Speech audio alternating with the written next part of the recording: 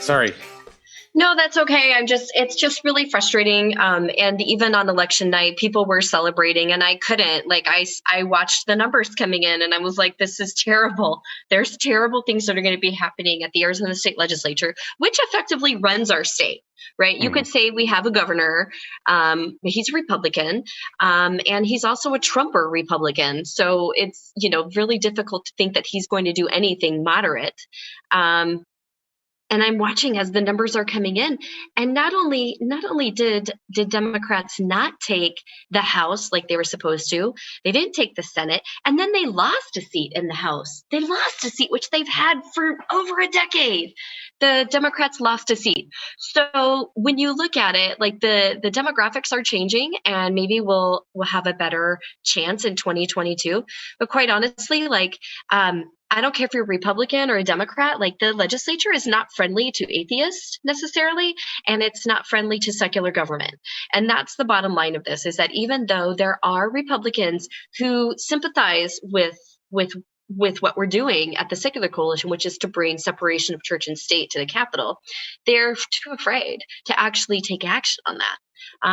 We find some Republican senators who are hot and cold on certain issues. And to be honest, there's Democrats too. I've got Democrats who vote for terrible bills that are being pushed by the Alliance Defending Freedom, which is the litigious law group based out of Scottsdale, which the Satanic Temple is very aware of. I've got Democrats supporting their bills. So it's not really about red or blue. It's about how can we move the state to be more secular? How can we make this state understand the importance of separation of church and state? And how can we get the attention of politicians in office? Because I'll be honest, really, just because there's a D next to their name doesn't mean that they're with us. And just because there's an R next to their name doesn't mean they're against us. It just happens to be the case right now that they all are. Even the ones who give me sympathy, they give me sympathy, but they're not willing to actually stand up and do something about it. They're not willing to do that, and so right. But then the ones who are vehemently opposed to a more secular Arizona are the ones that are putting through all these bills that are just absolutely atrocious. Oh yeah. Yes, there are people in the legislature who really don't like us. And they don't like, and by us, I mean atheists or people who want secular government. And it's really about power. It has nothing to do with religion, but they use religion as a tool, is how it's working. And then that's why we get Democrats who end up voting with them on certain issues, because they'll say things like, well, I had to vote for that bill because if I didn't, it would make me seem anti-religious or anti-Christian. And it's like, well, you know what? That's not what the bill does. You've just bought into the narrative that the other side is using to gain power. And now you're using that as a way to get your own power. And that's not okay with me. That's not how government should be run. And we should have a government for the people. And we have a lot of friends down there. I don't want you to get the wrong impression. We have a lot of friends, and I'll do everything I can to keep those people in office.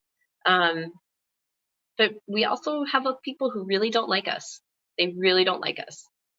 I can give you an example. There's a bill I'm working on right now. It's very simple. It's a bill that allows clergy to visit people in the hospital when they're in the hospital for religious purposes, whatever that means. So let me ask you a question. What does clergy mean? Well, that's an interesting question. Because what does church mean? Right. Well, this bill specifically says clergy can visit. It doesn't define clergy. It doesn't define. So I looked up clergy in statute. I was like, what is this ever defined? Is clergy defined in statute? The answer is no. It's not defined in statute. It's mentioned 9 different times. And now with the addition of this bill, there'll be a 10th one. And the question is, why are they inserting this word into our statute 10 times? It's because they're providing them with exceptions. And clergy means, in Britannica, if you look it up, it's a Christian priest. There is no other group that uses the term clergy to describe their spiritual leaders. And so if you are part of the Satanic Temple and you are in the hospital and you want your spiritual leader to come and visit you, right? To give you whatever comfort it is that you need at the end of your life or before a surgery or whatever. The hospital can say no because the statute only requires them to make accommodations for clergy. So it's a privilege bill. It's a privilege bill. And I've got lots of Democrats voting for it because they just don't see it as a problem, because they can't seem to understand that that's privilege. Myself as an atheist, I don't That's subscribe to basically clergy. allowing Yeah. whoever is at the front desk at the hospital to determine who is and who isn't. Like who makes that decision on what is and isn't clergy? Seems to me in that context, it would come down to just kind of the hospital administrator. Yeah, the hospitals are going to have to come up with their policies. And, if they make the policy inclusive, good on them. But do you think that, say, Dignity Health, a large hospital system of Catholic hospitals, even of, you ever heard of Chandler Regional Medical Center? Yep. Did you know that's a Catholic hospital? I had no idea. I know it's something like, I remember the number is something like 4 out of every 10 beds in the country. Yeah. They have names like Chandler Regional, which make you think it's, a secular hospital. But no, they're owned by Dignity Health, which is a Catholic. It's a Catholic network. So do you think that Dignity Health is going to allow a satanic priest to come into their hospital to give last rites and I apologize, I don't know what the rituals are named or called. I'm not a part of the church, but let's just put that for example. Do you think that Dignity Health will include that in their description of who's allowed to come to their hospital for last rites when others maybe aren't allowed to come?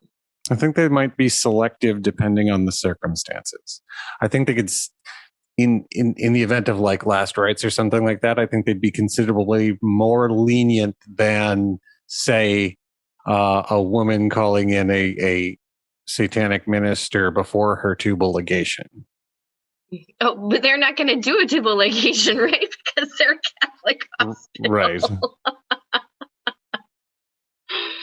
And that's kind of the point, right? So this bill, House Bill 2575, it's one of these bills that Democrats look at me and they're like, why are you making us do this? Because I'm like telling them like you have to vote no or it needs to be amended.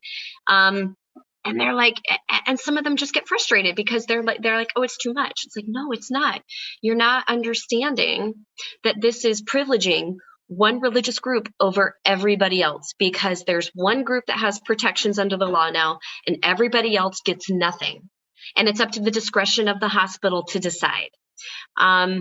Except unless you're clergy, in which case it will now be in statute that they have to follow the law. There is no discretion.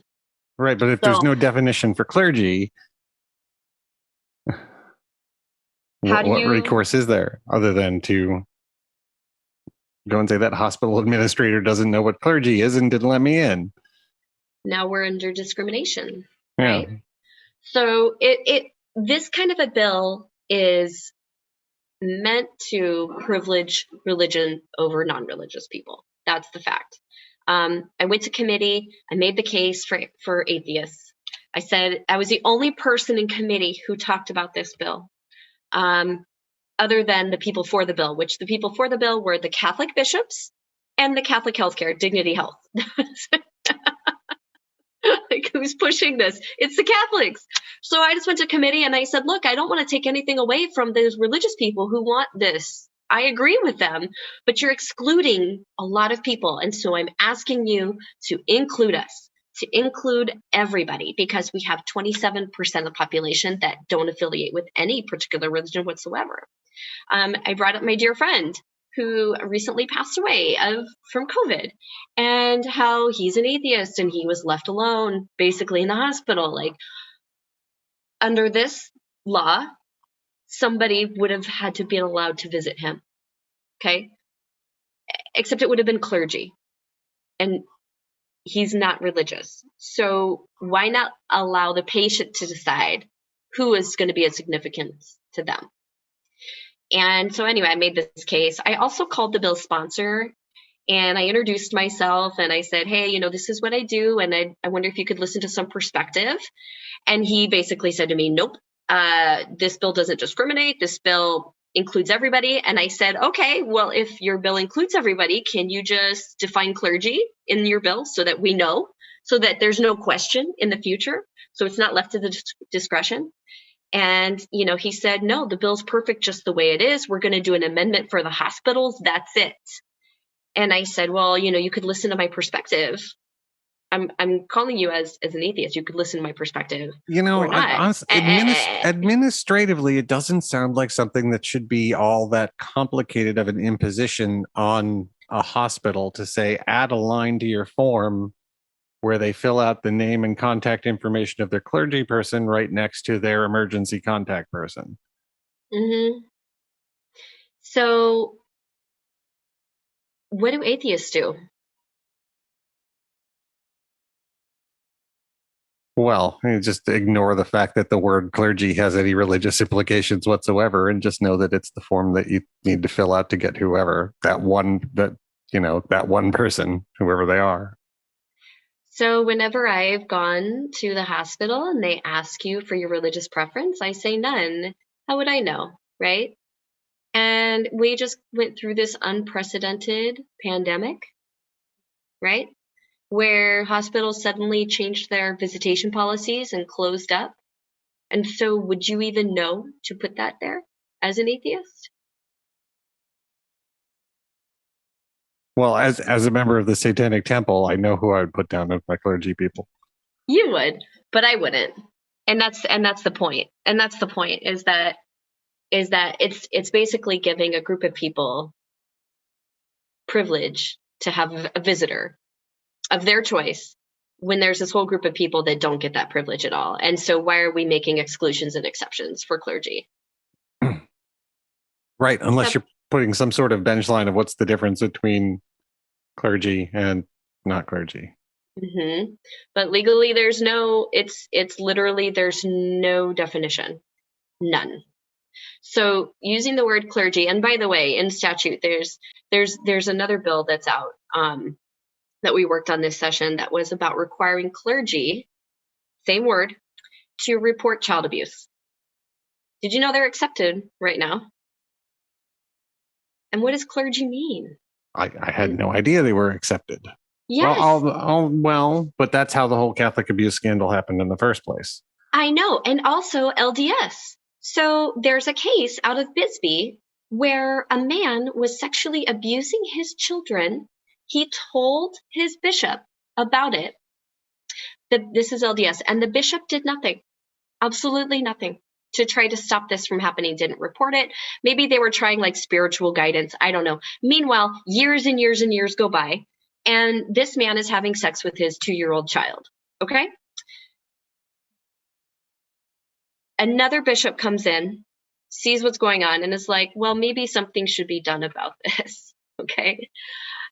So that's where this bill came from, the clergy duty to report. And would you believe that the bill didn't get a hearing? The only way that it got it has been introduced many years in a row. It got a hearing by means of a strike everything amendment, and it didn't pass the committee. It failed to pass. There were more people on the committee who said that they wanted to protect the priest's right to not be excommunicated from the church because Catholics are worried that by reporting child abuse, that it goes against canon law, and therefore the priest needs to be protected. That's why the bill failed. Is it reporting child abuse specifically, or are they saying that it violates clergy penitent privilege? Reporting child abuse. So in the case of the man in Bisbee who was sexually molesting his daughters, even his infant toddler, he was protected by his church. And that's perfectly okay. Like, they knew what was going on and they failed to report him to authorities. And because they failed to report him to authorities, his second child got abused. So we give clergy privileges that hurt other people. How do you think those little girls would think about this bill, right? What do you think they would say to the lawmakers who are citing that they want to protect the priests over children? Anyway, that's what I do. That's the reality. That's kind of the work that we do at the Capitol, and it can be very complicated. I wish So, that bill had passed, but it didn't, and maybe someday it will. so what are the other bills this session that you've been tracking? And I know that they've been voting some things through that have already passed. But what are the ones this session that really caught your eye? The Sure. first few. Yeah, I know. There were 68 bills that I was following at the beginning of session, and it's come down to like 12. Of those 12, they're all kind of moving here and there. So there was one that was on sex education that basically said parents have the right to control their children and the information their children receive, and should be able to opt them. It should be an opt-in process for sex ed, that we can't talk about sexuality, that we can't talk about gender. We can't have those conversations in the classroom without the parents specifically opting into those conversations. And it was a discriminatory bill in that it was basically taking this one group of people, gender and sexuality, and saying that it's a taboo topic. You can't talk about it, but we can talk about other things. So, for example, like you could talk about Mary Lincoln Todd being the wife of Abraham Lincoln, right, in history class, but you can't talk about the Stonewall riots. Like, there is a heterosexual relationship that you could talk about, and then as soon as you go into something that is non-conforming to society, we need permission, and it's a controversy. So that bill passed narrowly. It just passed on party lines. So you'll see this happening, passing on party lines. But the governor vetoed it. He didn't cite the reasons that I have told you why he vetoed it, but he vetoed it, and we give him kudos for that. Whew. But we'll see what comes next, right? Today, right now, they're voting on an abortion ban. So there is a bill that gives personhood to embryos from conception. That is the bill that they are voting on right now. I fully anticipate it to pass, and I would be highly surprised if the governor would veto it. Now, this would fall in line with Arkansas's quote unquote trigger bill that is clearly unconstitutional unless the Supreme Court overturns Roe v. Wade. Yeah, and this is all a ploy to get that to happen. They need a court case, right? So there have been hundreds and hundreds of anti-abortion bills introduced across the country. And again, it's about power and control. It's not about religion, but it's about power and control. And they use religion as a tool to get there. Their religion, because there are some religions who do not believe that a person, that an embryo should have personhood. There are Christians who don't believe an embryo should have personhood. Yeah. And they don't get talked to enough by the press. Well, honestly, they don't show up. I'm going to call out all the Christians. They can't. If they want to have their voices heard, then they need to come to the Capitol. If they want to say, "Oh, I'm not with them. I'm a good Christian." What does that mean? Like, where are you? Why haven't you shown up to say that person doesn't speak for me, right? And sometimes they do, and there are, coalitions of religious people who show up. But for the most part, like, people just don't. They just don't. And then they like to say, "Oh, that's not me. I'm not them." Well, you are when you're silent. That's all I have to say. Like, you are when you're silent. If you can just silently stand by and let this happen, or if you vote these people into office, then you are not sharing. You are part of that. You are part of that. And I just don't buy into this, that, you can somehow separate yourself because you think you don't belong in that group when you're not willing to stand up and do something about it. Do you think that there has been some sort of tipping point? Because for at least as long as I've been involved with secular issues, there's been a clear divide of, okay, this is what we think about theology, and that's why we push for the separation of church and state, but we're not going to talk about things like monetary policy and tax-based stuff and getting involved in that. Do you think there's been some tipping point for more, fiscally conservative leaning atheists to move to the left just because the Republican Party is so in the tank for theocrats? I don't have an answer for that. I'm sorry, I don't have an opinion on that, which probably means that no, I haven't seen that. I haven't seen it. Are all atheists Democrats? No. There's atheist Republicans, there's atheist libertarians. Not everybody shares the same views on fiscal, etc. Not everyone shares the same views on all kinds of issues. But when it comes down to it, we have to look at the power structure. And the power structure right now is what we're fighting, which is oppression. And that can come in many forms. And if we talk about tax policy, I mean, you can look at the education system. Right now, there's a bill in Missouri that would allow for any person who sends their kid to private school to have a tax credit equal to that amount. It's $1.2 billion. That's a Republican bill. How is that fiscally responsible? Equal to what amount? Equal to the amount of the tuition. Regardless, completely, there's no cap. There's even if I'm making 30 grand a year, if I send my kid to a 50 grand a year school, I can deduct the whole 50 grand. That can't be right. That can't be right. I don't know what you're talking about with fiscal conservatives for money. Like, they don't exist. They're using religion as their power structure. They want kids to go to private schools. They don't want them to be taught things like evolution. Did you hear about the creationist bill in Arkansas? It just died. I heard it just died yesterday, but it had passed the full House. There was only 20 people that voted against it to put creationism in school as a viable alternative to science. Public schools. That's Arkansas, but come on, Arizona. We have similar. Do you think bills. all these Republican-led state legislatures feel emboldened by the changes at the Supreme Court? Absolutely, and they keep saying it over and over. Oh, we have a new court now. Oh, we have a new court now, because we're Roe v. Wade. Oh, we have a new court now. That is what they want.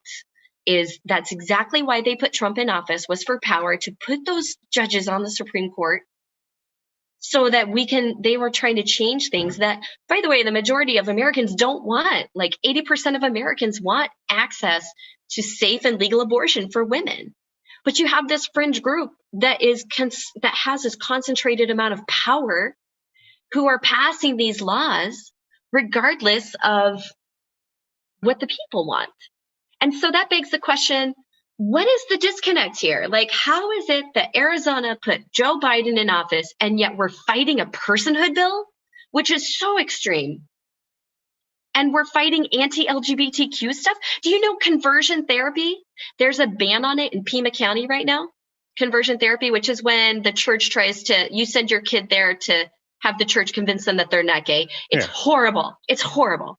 So Pima County recognizes this, and Pima County said, okay, we're banning this because it's wrong and it hurts people.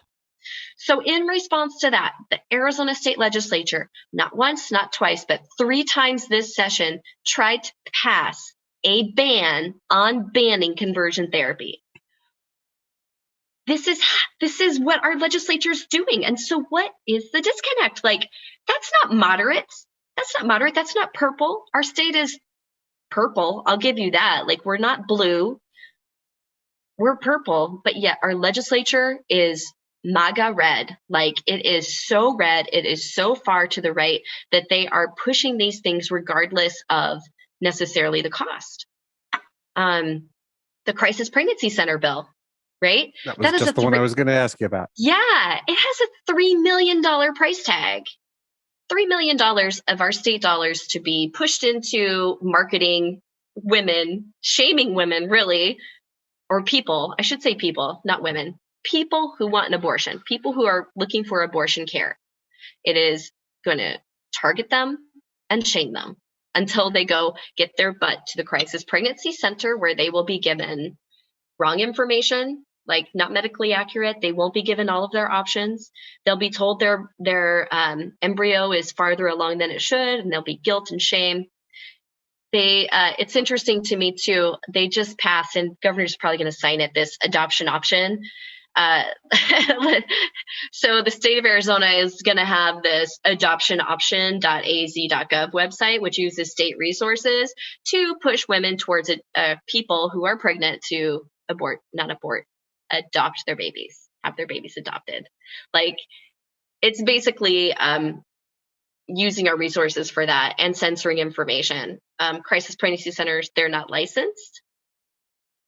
They are not staffed with medical professionals. And yet, this is what we're doing. So from what I understand of this $3 million, these are two different bills. The $3 million bill is that, well, number one, it passed the Senate. It's in the House. It's been sitting in the House for months and ready to go to the floor for a vote. But from what I've heard is that they're not going to be voting on it necessarily. It might be rolled into the budget. And our goal is to keep it out of the budget at this point, because that's our tax dollars, like $3 million. Come on. Yeah, that's $3 million that the state would be spending on the program. That doesn't include the $2 million that Kathy Harrod spent on. I don't know what you mean, the $2 million. That last I checked, that's what her annual budget is. It's Center for Arizona Policy. Yeah. They have a $2 million budget. You know, the Alliance Defending Freedom, something like $52 million. Oh, it's an absurd number. Absurd. So the fact that we can do anything is really impressive, right?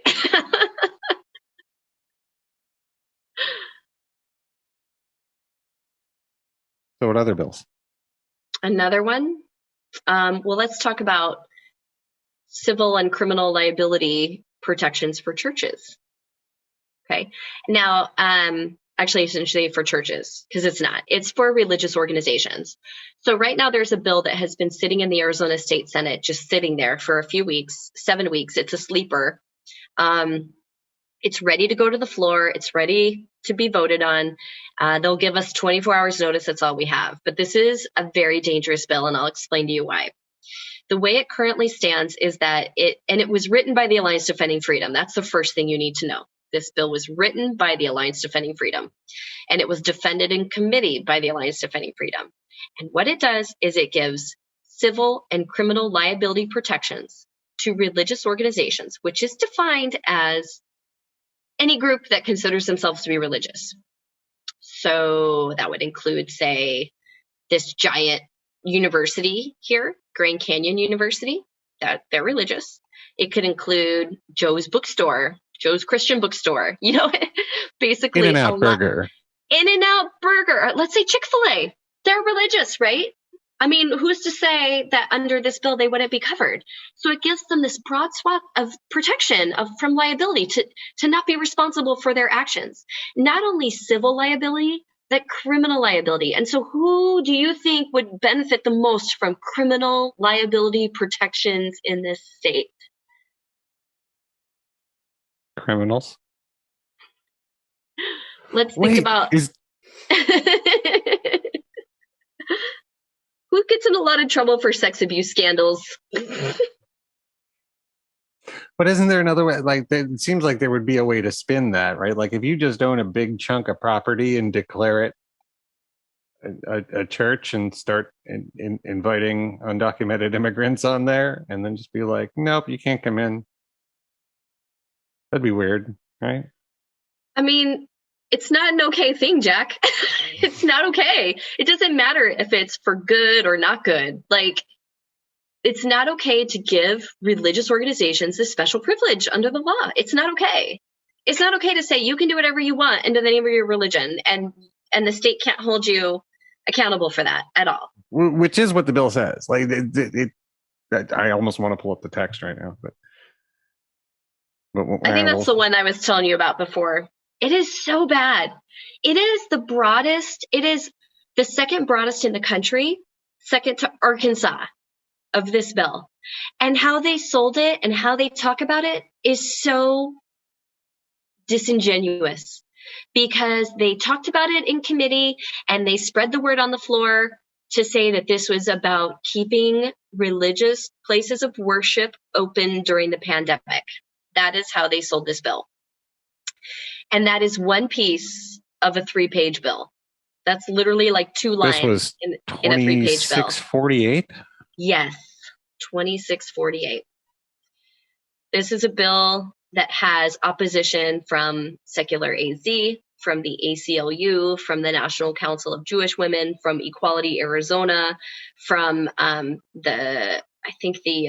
is it called? Oh, the UCC Church. Like, people of faith are coming out against this bill. Arizona Jews for Justice coming out against this bill. And it's interesting to me because the religious people are saying, like, when they take a great responsibility of keeping their flock, for lack of a better word, like their people safe. Yeah, And no, I so- kind of want to hammer in on this one part of this one where it's where they define religious services as religious services means a meeting, gathering, or assembly of 2 or more persons organized by a religious organization for the purposes of worship, teaching, training, providing educational services, conducting religious ritual or other activities that are deemed necessary by the religious organization for the exercise of religion. That could, and the gist of that is that the police won't interfere with anything that's going on in that circumstance, because it was couched as, oh, we have to fight against the mask mandate thing. Yep. And so basically, if your priest tells you to go do it, it's not a crime. Yep. Or if you well, it's not. It doesn't give the people liability immunity. It gives the organization liability immunity. It gives the people who work for the organization liability immunity, but not the people who are going. No. If you're in the confessional and your priest says go kill Bob down the street, then yeah. Okay. But let's hope that doesn't happen very often. If you are having an exclusionary meeting, if you say I am here going to exclude trans people, they could do that.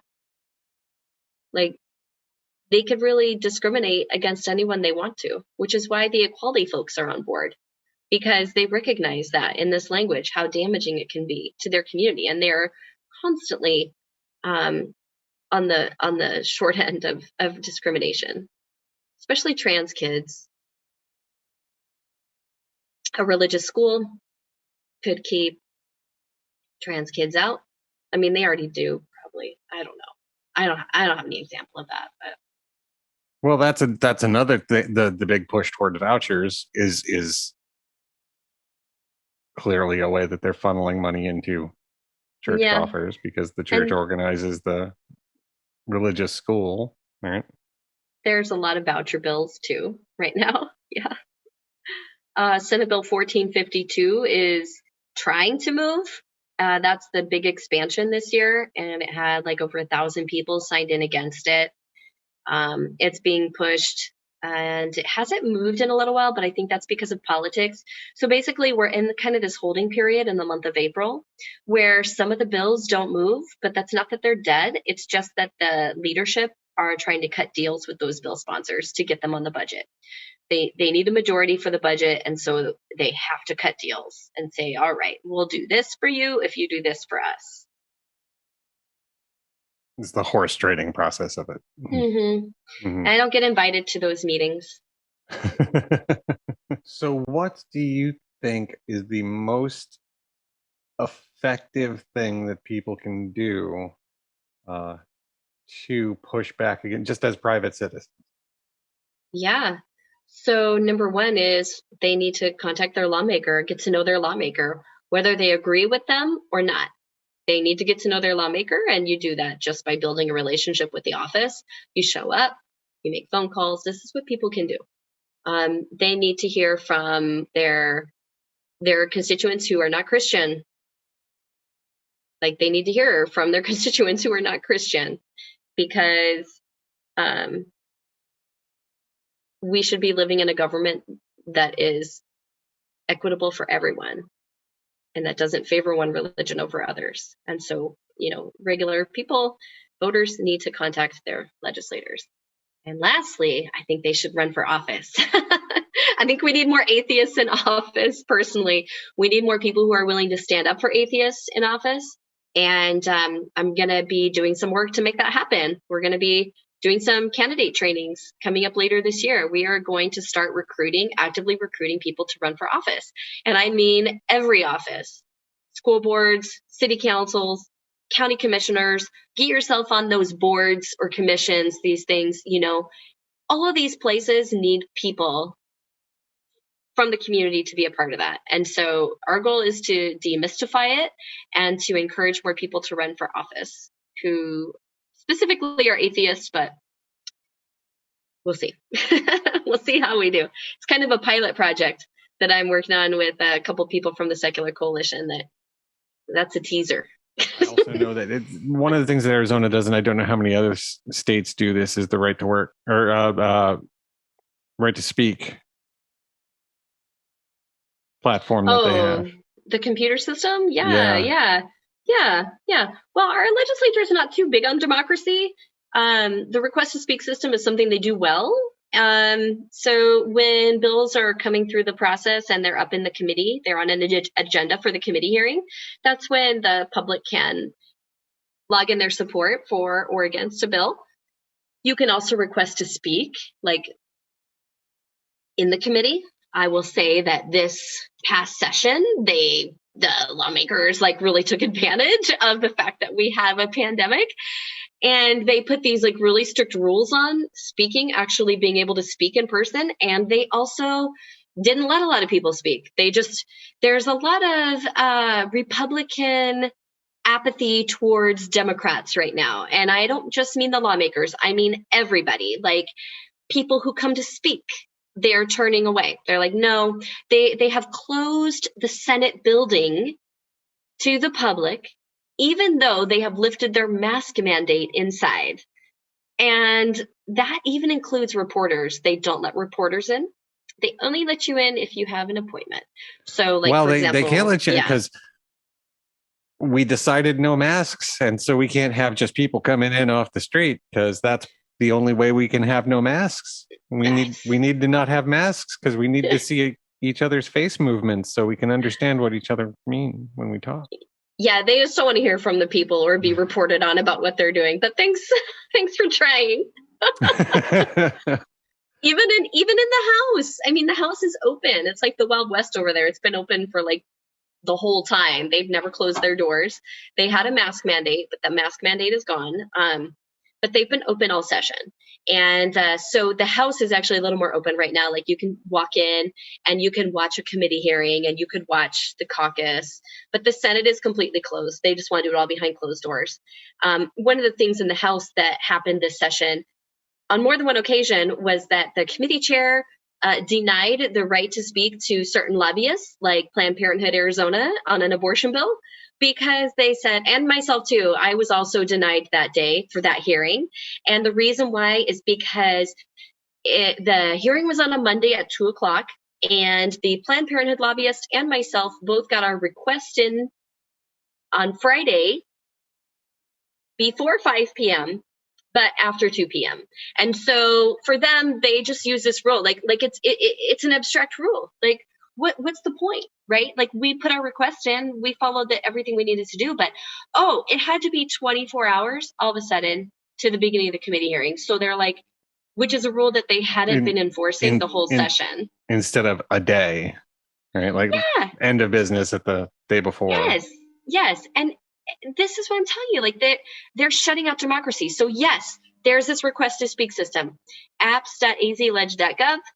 It's only active. You can only use it during committee hearings, and the committee hearings are over. So there's really, I'm not encouraging people to sign up for that just yet. And the reason why is because you have to sign up in person, and you also have to remember your password.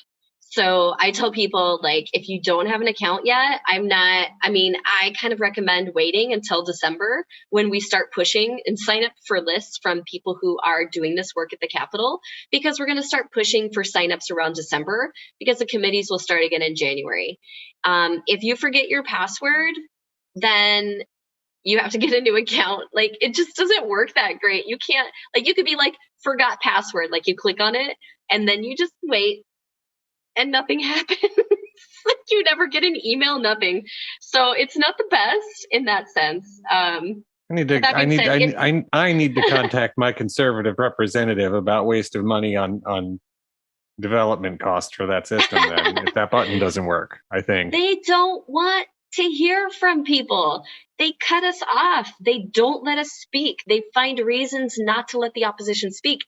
Like, for as tight as that legislature is, they really do not respect that at all. They just see it as this is still their playground. This is still their place where they have held power for decades, and they are not ready to let that go. So back to your earlier point, like, this is a last-ditch effort. Yes and no. Like, they've been like this the whole time, Jack. Like, it's not a last-ditch effort, but they haven't changed their behavior based on the changing of the state. They haven't changed their behavior, and they won't. I mean, if they have it now, when will they? Like, this is it. Like, you look at the election, we're purple, but our legislature is bright, fiery red, right? They're taking away voting rights. They're currently, I don't know what's happening with it. There's a bill. It's been debated this week on the permanent early voting list and removing people from that list. So, say you are on that list. Are you a permanent early voter, Jack? Are you signed up to get your ballot? Okay. So let's say you miss voting in a primary election or something. You miss voting one time. This bill would remove you from the list and you'd have to sign up again. And so, but you may not know that, right? So here you are thinking, like, where's my ballot? I usually get my ballot by now. It's not coming. It won't come. Like, you have to sign up again, which is a huge burden for a lot of people whose life isn't politics. Like, my life is politics. You bet I'm going to be on that list and I'm not going to mess up. But that's me and my life. And there's so many people who, for them, voting is maybe once every 4 years for the president, or, and now they're going to be off that list, and then they don't get their ballot, and then they have to deal with lines. And what's the reason why they went on the permanent early voting list in the first place, right? Everyone has their reasons. Some people get on it and they still drop off their ballot the same day. Some people get it and they just like to have the time, especially when you have, like, if you're like a citizen that wants to vote on everything, including all of those judges. I mean, it is a lot easier rather than trying to pay attention to, any media coverage. It makes a lot more sense to just sit down with that ballot and start Googling names. Yes. Then you know who you're voting for. And they don't want that. Like, they don't want that. So that's kind of where we're at with this legislature, and we'll see what happens. I mean, I know there's a lot of really strong groups working on the permanent early voting list right now.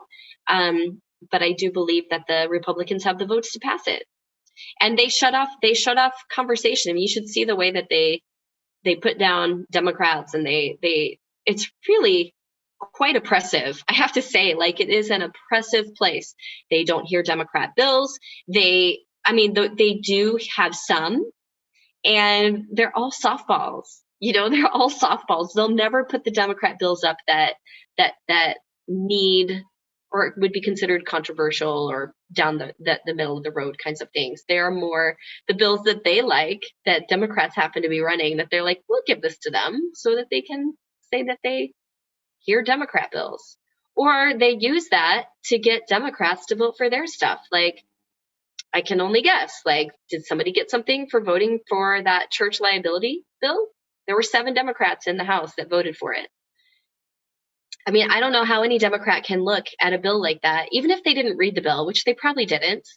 I remember that day there was something like 100 bills on the calendar. So I understand, like, if they didn't have the time, I get it. Like, there were a lot of bills on the calendar, but the least they could do was look in and see who's for this bill and who's against this bill. And as soon as you see that the people for the bill are the Alliance Defending Freedom and the Center for Arizona Policy and the Catholic Bishops Conference, and the people against the bill are the Secular Coalition for Arizona and the American Civil Liberties Union, I mean, it seems pretty obvious to me that this bill is about more than what they're saying. But yet 7 Democrats voted for it. 7. So with that being said, like, we got some work to do. We have work to do to make sure everybody has the information and that they don't vote blindly, and that we get the right people in office who, just because there's a D next to their name doesn't mean that they're going to listen. And that's why I'm nonpartisan. Like, I'm not involved in the Democrat Party. I'm not involved in any political party. I'm here for secularism. Like, I'm here to support separation of church and state, but I will say that Democrats in general are more likely to listen and more likely, and they right now are my team. Like, that's who I have going for me, but I don't have all of them. And that's a problem too. Like, I think that's a big problem that voters need to know about, because often they think, oh, this person stands for equality. Well, no, they just voted with the Alliance Defending Freedom on an anti-LGBTQ bill. Oh, well, they didn't know. They didn't know that that's what it was about. Why not? Right? So why would you want to? It's kind of a no-win situation for those Democrats who voted for it, because either they didn't read the bill or they didn't look at who was for or against the bill, or they did and they still voted that way.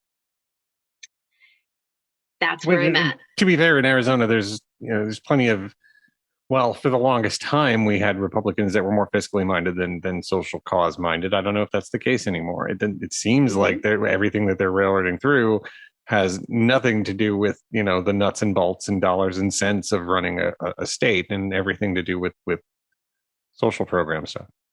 Yeah, which is the power. They take the wedge issues and they're running with it.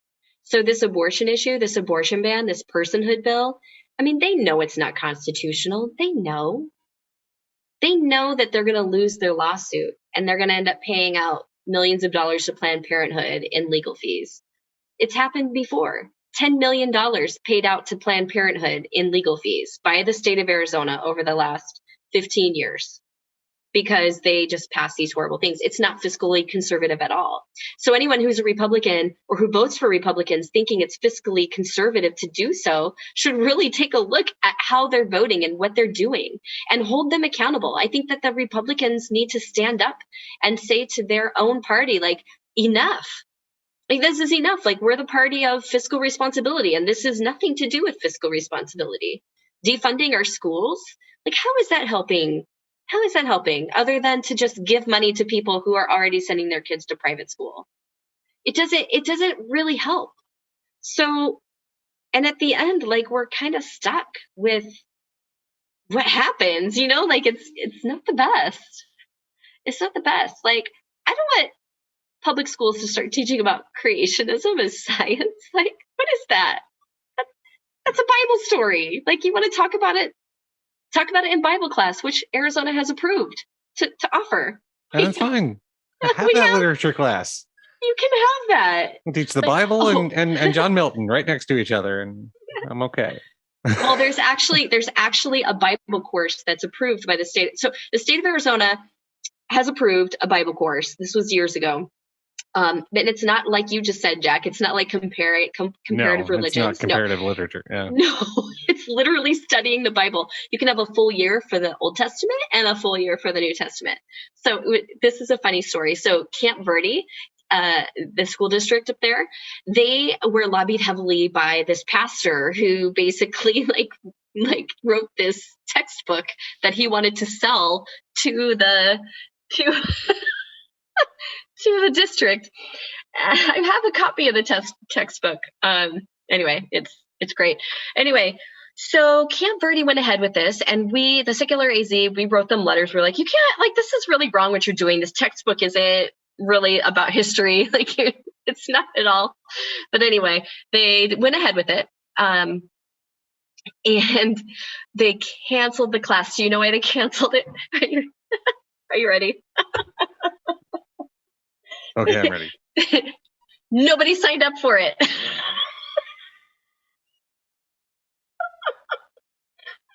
can't imagine my high school students.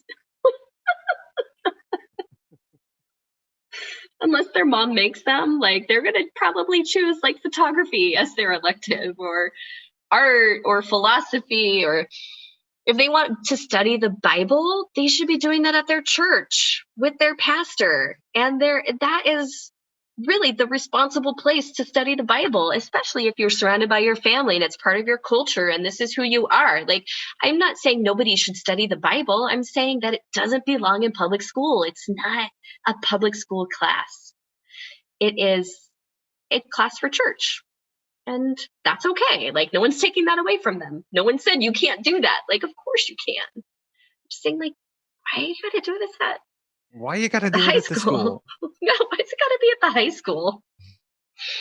It's like government-sponsored religion in a sense too. Like the fact that the government school is offering this class in the first place. I mean, it's all a part of this like brainwashing, of our country that started maybe like a century ago. I heard it was about 100 years ago that the whole "In God We Trust" thing was started by people trying to get, and they put it on money, and they wanted to put it on money. Yeah, They put it that's on money actually to get people to trust the money, is what it was. Like they were using preachers in the South. I read this in Catherine Stewart's book.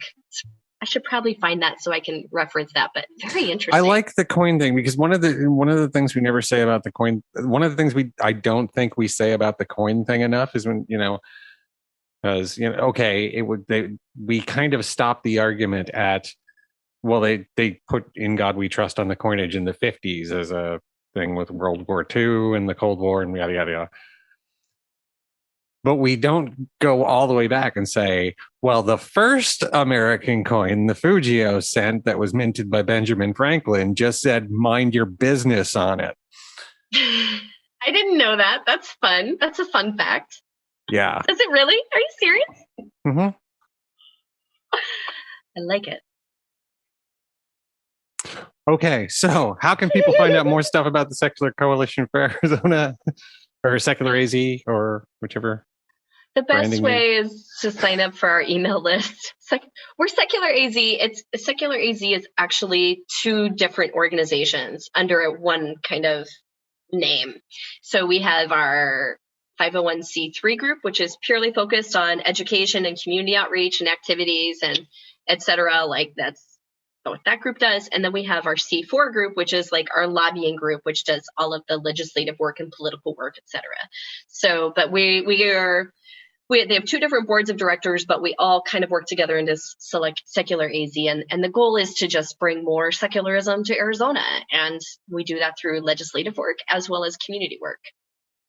And you can find out more of us at secularaz.org. I know. I don't know how many people are still on Facebook, but we have an active Facebook. And our Twitter is starting to take off. And then one day we'll have TikTok moving. We're working on that. I just like TikTok. It's fun. So I don't know. I can't get the hang. I don't. Every time I don't know how old you are and whether this will track, but every time I see a bunch of TikTok stuff, I keep thinking of Blipverts from Max Headroom, and I can't get it out of my head, and I just can't. I can't. I'm probably old enough to know that, but it wasn't something I was allowed to watch. I was raised strict Catholic, so my mom was very particular about what I watched. She was afraid I would end up as an atheist. Well, that backfired. I don't know. No, that was really good. Thanks for having me.